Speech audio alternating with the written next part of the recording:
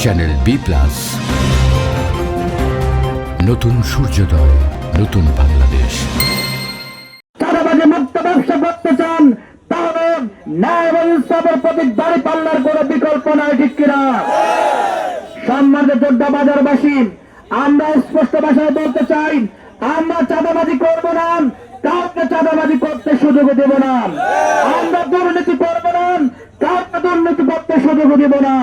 রাস্তাঘাট, ব্রিজ, কালভার্টের জন্য রাষ্ট্র কর্তৃক যে বরাদ্দ হবে, সেই বরাদ্দে মন্ত্রীর ভাগ, এমপির ভাগ, উপজেলা চেয়ারম্যানের ভাগ, এই নামে কোনো পার্সেন্টেজ বরাদ্দ থাকবে না ইনশাআল্লাহ। রাষ্ট্রের পক্ষ থেকে উন্নয়ন কাজে যতটুকু বরাদ্দ হবে, রাস্তার মোড়ে মোড়ে শিক্ষা নিয়ে কোন খাতে কত টাকা খরচ করা হয়েছে আমরা জাতির সামনে তা জানিয়ে দেবো ইনশাআল্লাহ। ইনশাআল্লাহ আপনারা বিগত সময়ে লক্ষ্য করেছেন, একদল ক্ষমতা আসে আরেক দলকে পালিয়ে বেড়াতে হয়। আজকে যোদ্ধা বাজারবাসীর সামনে স্পষ্ট ভাষায় ঘোষণা দিচ্ছি, জনগণের ভোটে ইনশাআল্লাহ আমরা যদি ক্ষমতা আসি, আমার প্রতিপক্ষ কোন দলের কোন নেতা কর্মীকে পালিয়ে বেড়াতে হবে না ইনশাআল্লাহ। আমি নম্বর লাল ভাইয়ের প্রতিহিংসার রাজনীতির কবর রচনা করবো ইনশাআল্লাহ। আমরা সৌহার্দ্য, সহমর্মিতা এবং বন্ধুত্বপূর্ণ রাজনীতির প্রচলন করবো ইনশাআল্লাহ।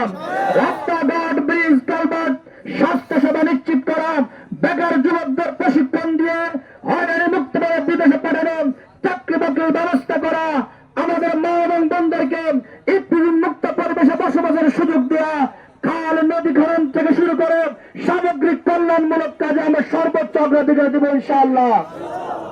তার পাশাপাশি আমাদের কোমলমতি শিক্ষার্থীদের লেখাপড়ার উন্নয়নের, অভিভাবক, শিক্ষক, শিক্ষা কর্মকর্তাদের সমন্বয়ে আমরা টাস্ক ফোর্স গঠন করে শিক্ষার উন্নয়নে আমরা ভূমিকা পালন করব। আমরা এটা খুব স্পষ্ট ভাষায় বলতে চাই, জনগণের ভালোবাসা নিয়ে, জনগণের পরামর্শ নিয়ে আমরা আগামী দিনের পথ চলব। আজকে আমি যে ঘোষণা দিয়ে যাচ্ছি, এই ঘোষণার ব্যতিক্রম ইনশাআল্লাহ নির্বাচিত হওয়ার পরও আপনারা পাবেন না ইনশাআল্লাহ।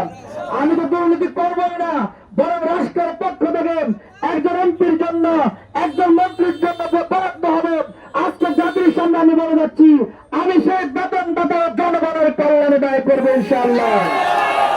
আমরা নিজের আখের গোছানোর জন্য এমপি হতে চাই না, আমরা অত্যাধিকার মালিক হওয়ার জন্য এমপি হতে চাই না, আমরা জনগণের অধিকার নিশ্চিত করার জন্য এমপি হতে চাই।